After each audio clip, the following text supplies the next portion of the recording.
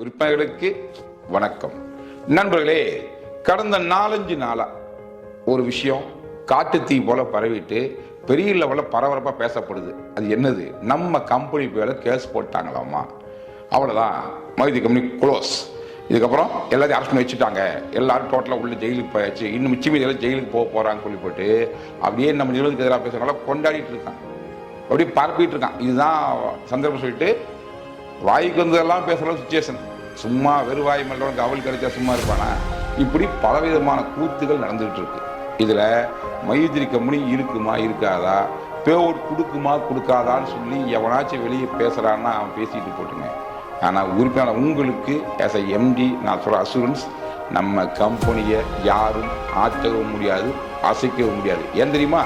இது மக்களின் நிறுவனம், இறையருளாலும் இயற்கையர்களால் உருவாக்கப்பட்டு ஒரு ஸ்திரத்தன்மையோட மக்கள் நம்பிக்கையை பற்றி எவ்வளோ நியூஸ் பேப்பர் வந்துச்சு, நம்ம என்ன நடத்தாம விட்டுட்டோமா?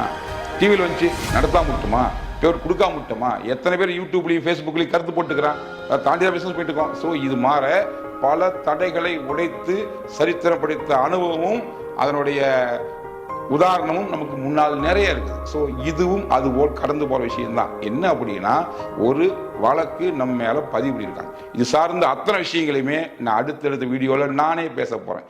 என்ன நடந்தது, அதுக்கு பின்னால் என்ன இருக்குது, அதை தன்மை என்ன, அது எவ்வளோ தூரம் வீக்கானது, எல்லாத்தையும் நான் கூட பேச போகிறேன். ஏன்னா இதில் ஒளிச்சு மறைகள் ஒன்றுமே இல்லை. இத்தனை லட்சம் பேர் மெம்பர் ஆகிற ஒரு கம்பெனியில், இவ்வளோ கோடி ரூபா பிஸ்னஸ் பண்ணிட்டு ஒரு கம்பெனியில் இந்த மாதிரி விஷயங்கள் வரதெல்லாம் ரொம்ப இயல்பு. இதெல்லாம் part of business, nature of business. இது எப்படி நம்ம கையாளுறோம், அது எப்படி முறியடிக்கிறங்கிறது தான் நம்ம கையில் இருக்குது. இது முதல்ல உங்களுக்கு பதிவு பண்ணிக்கிறேன். ஸோ நீங்கள் தெளிவாகிக்கங்க. ஆஸ் அ மெம்பர், கம்பெனி இருக்குமா? இன்றும் என்றும் எப்போதும் இருக்கும். First point.